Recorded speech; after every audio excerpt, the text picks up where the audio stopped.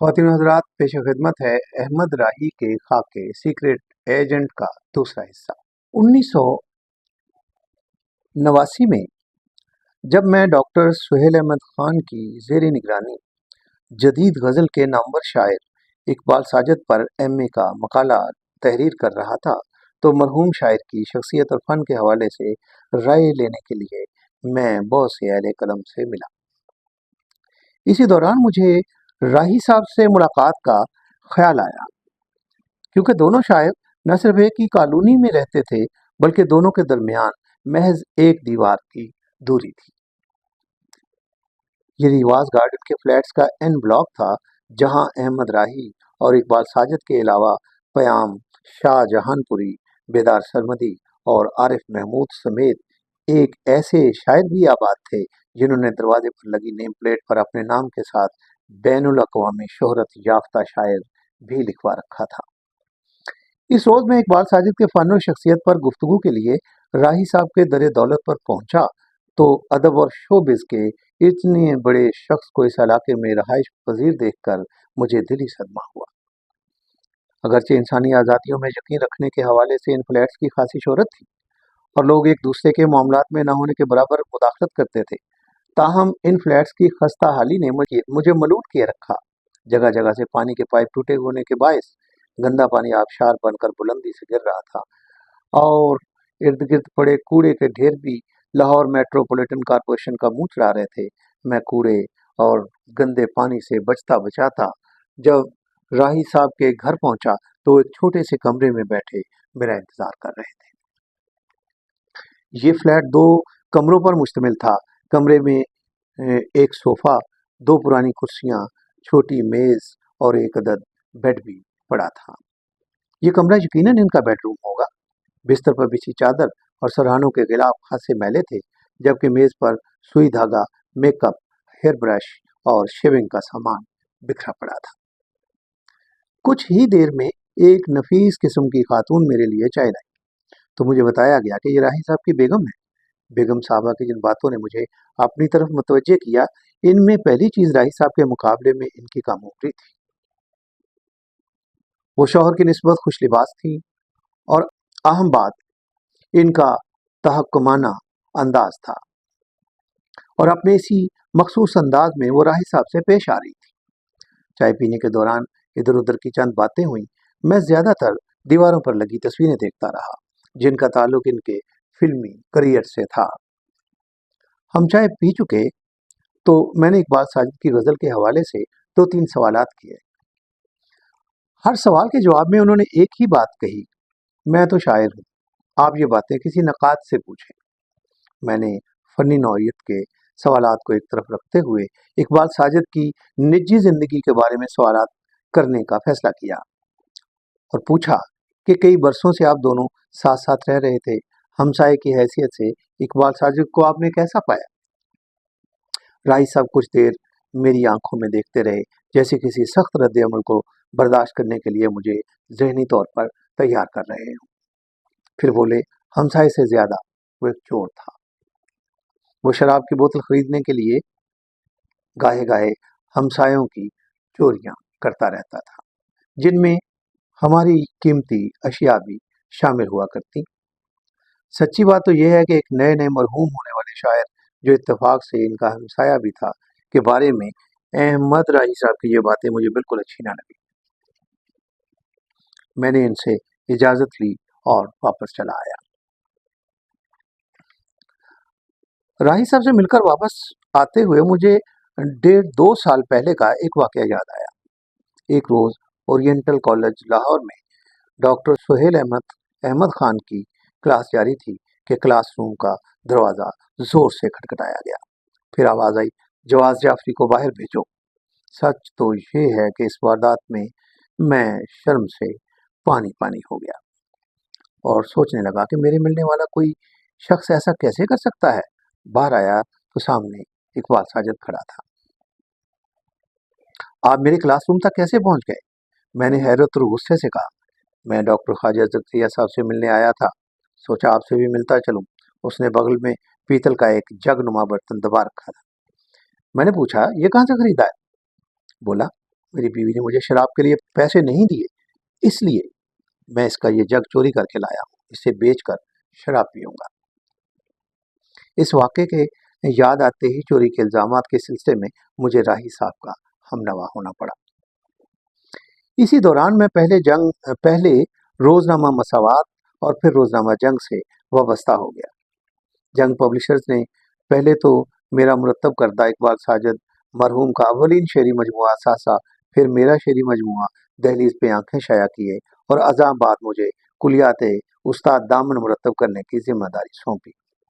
इस दौरान मैंने उस्ताद दामन के फ़न शख्सियत को समझने के लिए जंग फोरम में एक यादगार मुज़ाकरा मुनाक़द किया, जिसमें फ़खर जमान, मुनीर न्याजी, डॉक्टर सुहेल अहमद खान और अहमद राही समेत बड़े बड़े दानश्वरों और नाक़िदीन को दावत दी गई। इस मौका पर राही साहब ने उस्ताद दामन के हवाले से अपनी खूबसूरत और कीमती यादों को ताज़ा किया। इस तकरीब के कुछ ही अरसे बाद मैंने रोज़नामा जंग से इस्तीफ़ा दे दिया और उर्दू ज़बान व अदब का लेक्चरर बनकर जेलम चला गया, और अगले 5 सालों में मेरी और राही साहब की कोई यादगार मुलाकात ना हो सकी। अलबत्ता हमारी मुलाकातें इस वक्त एक बार फिर बहाल हुई जब मैं 1995 में एमयू कॉलेज लाहौर से वाबस्ता हुआ, तो मुझे रहाइश के लिए घर की ज़रूरत पड़ी। इत्तफाक से इन दिनों राही साहब के बिल्कुल सामने वाला फ्लैट खाली पड़ा था। चुनाचे कॉलेज से करीब होने और राही साहब से मुलाकातों को सामने रखते हुए मैं फौरन इस फ्लैट में मुंतकिल हो गया। अगली सुबह जब वो लुंगी और बुनियान पहने घर के सामने खड़े थे और मैं कॉलेज जाने के लिए निकल रहा था, तो राही साहब मुझे देखकर हैरान हुए। लेकिन जब मैंने इन्हें इनके हमसाये में मुंतकिल होने की खबर दी तो वो खुश हुए और बोले, ये आपने अच्छा फैसला किया, कम अज़ कम गपशप के लिए कोई बंदा तो मुयस्सर आया। इनके हमसाये में चले आने के बाद मुझे इनके मिजाज और शख्सियत के बारे में कई नई बातों का पता चला। मसलन इस पूरे अरसे में मैंने इन्हें कॉलोनी के किसी आदमी से बात करते शायद ही कभी देखा हो। दूसरी बात ये थी कि इन 3-4 बरसों के दौरान मैंने किसी ऐसे शायर या अदीब को नहीं देखा जो इनसे मिलने आया हो। इसके अलावा शोबिज़ इंडस्ट्री के लोगों का इनके यहाँ आना जाना भी ना होने के बराबर था। वो अमलन तन्हाई और बेरोजगारी का शिकार थे। इनकी बेगम नौकरी पेशा थी। बच्चे पढ़ने और बेगम ऑफिस चली जाती तो घर पर अकेले रह जाते, बिला ज़रूरत घर से कम कम ही निकलते। मैंने इन्हें दुकान से कभी सौदा सर्फ लाते नहीं देखा। शुरू शुरू में मेरे हवाले से इनका रवैया खासा मोहतात था, लेकिन आहिस्ता आहिस्ता इनकी शख्सियत के गिर्द चढ़ी एहतियात की तहें प्याज के छिलकों की तरह उतरती चली गई। मेरी और इनकी कुर्बत बढ़ी तो मैंने महसूस किया कि इनके और बेगम के बाहमी ताल्लुकात आइडियल नहीं रहे। बेगम के सख्त रवैये से लगता था कि राही साहब बेगम के नज़दीक एक शौहर से ज़्यादा कुछ भी न थे। इन्हें शायद अंदाज़ा तक न था कि वो कितने बड़े तख्लीकार की शरीक हयात हैं। ये एक बेजोड़ शादी थी जिसे वक्त की सितम ज़रीफ़ी ने मज़ीद गैर दिलकश बना दिया था। एक रोज़ न जाने कैसे गुफ्तगू में इनके बेटे का जिक्र आ गया। वो इसका नाम सुनकर अचानक फट पड़े और गालियाँ किसी कुदरती चश्मे के पानी की तरह इनके होंठों से उबलने लगी। इस रोज़ मुझे अंदाज़ा हुआ कि एक बूढ़ा बाप जवान बेटे से किस कदर मायूस है।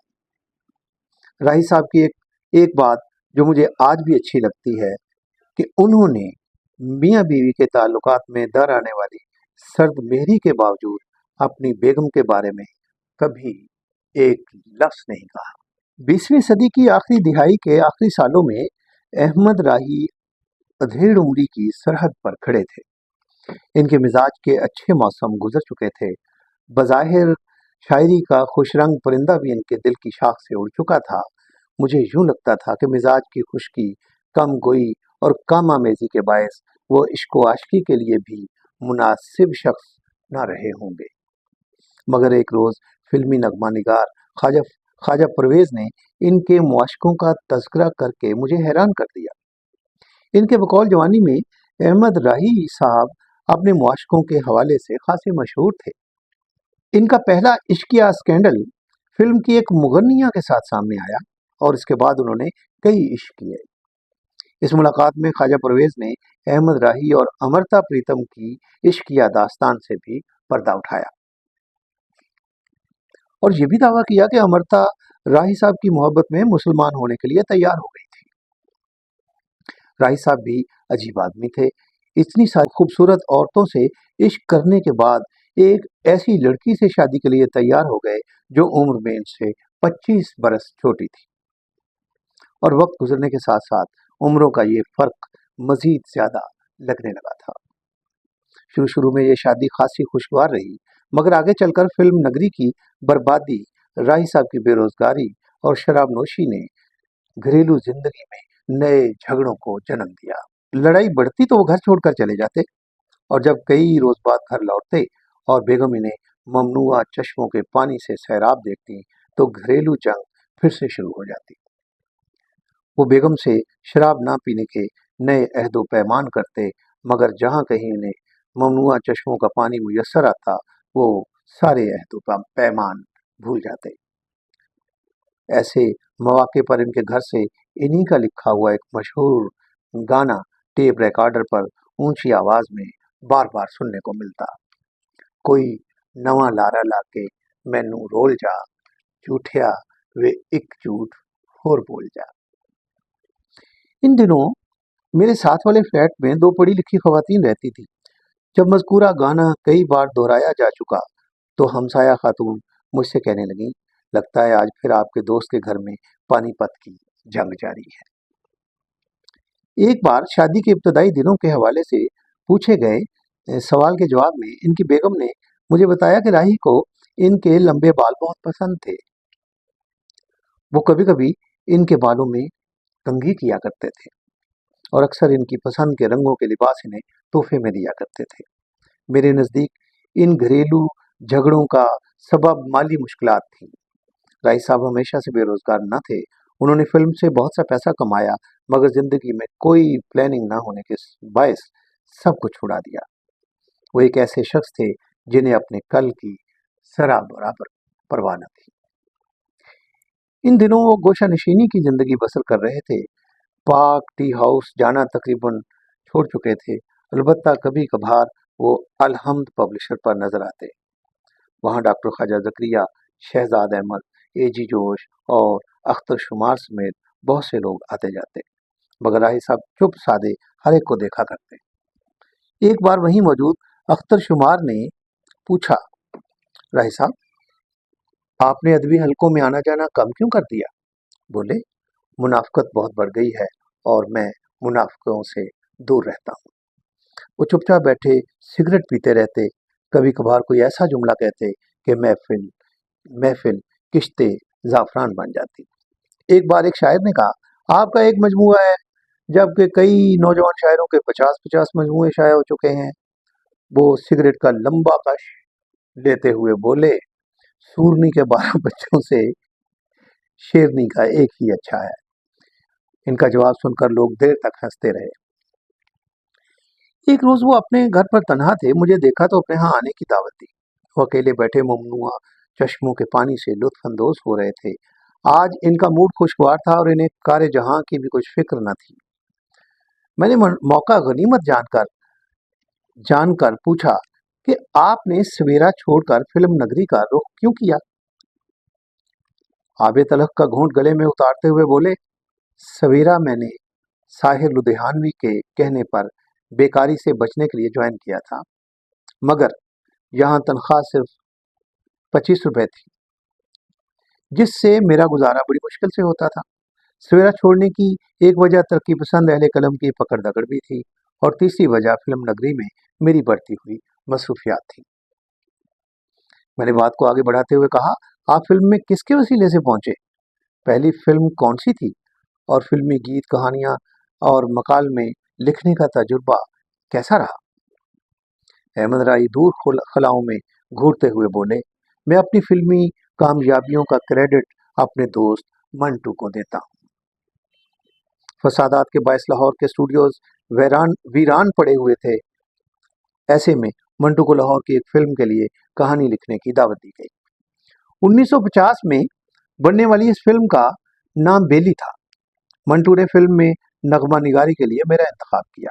इस फिल्म में रशीद अत्रे की मौसीकी और इनायत हुसैन भट्टी की आवाज़ में मेरा लिखा गीत रन्ना वालियां दे पक्कन परौंठे ते छड़ियां दी अग ना बले सुपर हिट साबित हुआ।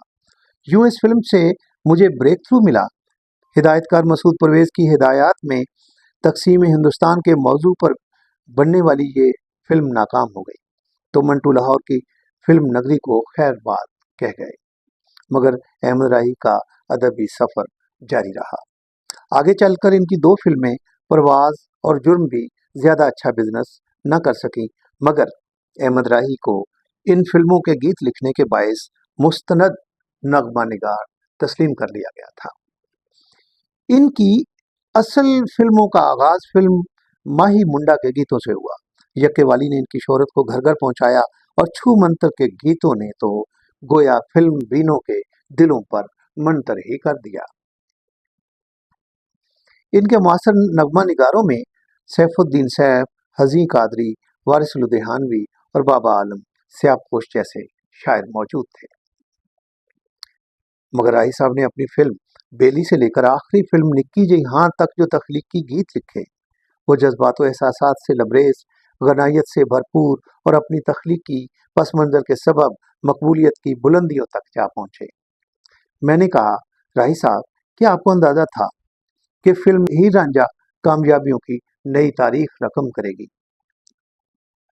वो कुछ देर खामोश रहे, जैसे कुछ याद करने की कोशिश कर रहे हो। आखिर उन्होंने कहना शुरू किया, 1950 से 1970 के दौरान मैं बेली, यक्के वाली, जट्टी, बाजी, निक्के हुंदियां दा प्यार, मिर्जा जट, पाकीज़ा, सस्सी पुन्नू, मुराद बलोच, विछोड़ा, नाजो, गुड्डो, उच्चा शिमला जट दा, छू मंतर, यार बेली, एक परदेसी, माही मुंडा, शहरी बाबू, मिट्टी दियां मूर्तां समेत दर्जनों फिल्मों की कहानियां और गीत लिख चुका था।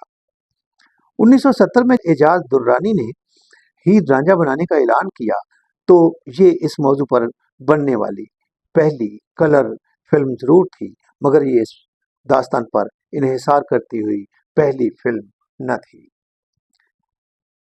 इससे पहले इस इश्किया दास्तान पर कई फिल्मों समेत थिएटर, रेडियो और टीवी ड्रामे बन चुके थे और हिदायतकार मसूद परवेज़ ने एक बार फिर इसी मौजू का इंतखाब किया था, जो बतौर मुसन्निफ और गीत निगार मेरे लिए बहुत बड़ा चैलेंज था। मैंने इस मौजू पर बनने वाली सारी फिल्मों को सामने रखते हुए वारिस शाह की हीर को नए उसलूब और जिद्दत तराजी से पर्दाए स्क्रीन पर उतारा और कहानी के ज़ाहरी व बातनी रूप को इस तरह संवारा कि फिल्म अपने स्क्रीन प्ले, बामानी मुकालमों और बेहतरीन गीतों के बायस पंजाबी सिनेमा की तारीख में क्लासिक के दर्जे पर फाइज हो गई।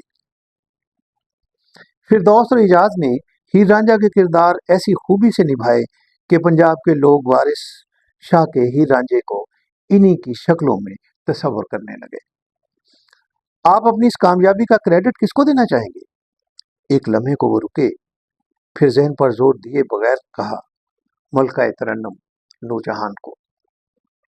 मेरे गीत अदबी और तख्लीकी एतबार से कितने ही बुलंद पाया क्यों ना होते, अगर नूरजहान की मुतरन्नम आवाज न होती तो मेरे गीतों को कभी लाजवाल शोहरत न मिलती। ये नूरजहान की आवाज ही थी जिसने इस फिल्म के गीतों को लाफानी बना दिया। ख्वाजा खुर्शीद अनवर तो उर्दू फिल्मों के मौसीकार थे, वो पंजाबी फिल्मों के म्यूजिक के लिए कैसे मान गए? अहमद राही सामने दीवार पर लगी हीर रांझा के सेट की तस्वीर को देखते हुए बोले, ख्वाजा खुर्शीद अनवर बहुत बड़े मौसीकार थे। एक बार इस सवाल का जवाब देते हुए उन्होंने कहा कि अगर हीर रांझा के गीत अहमद राही ना लिखता तो मैं भी ये फिल्म कभी साइन ना करता। इस मौका पर राही साहब ने अपनी बेगम के हवाले से एक दिलचस्प वाकया भी सुनाया। जिन दिनों इनकी नई नई शादी हुई थी, इसी अरसे में इनकी फिल्म हीर रांझा अभी जेर तकमील थी और बीवी चूंकि इनकी जिंदगी में नई नई दाखिल हुई थी, इसलिए इनका ख्याल था कि फिल्म की कामयाबी या नाकामी का सेहरा बेगम ही के सर बंधेगा। वो खुद तो अंडर प्रेशर थे ही और उन्होंने ये बात करके बेगम को भी परेशान कर डाला। फिल्म रिलीज हुई तो हर तरफ इसकी कामयाबी की धूम मच गई। वो हारों से लदे फदे घर पहुंचे और सारे के सारे हार उतार कर बेगम के गले में डाल दिए। अहमद राही ने अपनी जिंदगी के 40 बरस फिल्म इंडस्ट्री को दिए, जिनमें से 30 बरस इनके कलम ने फिल्म की कलमराव पर हुक्मरानी की।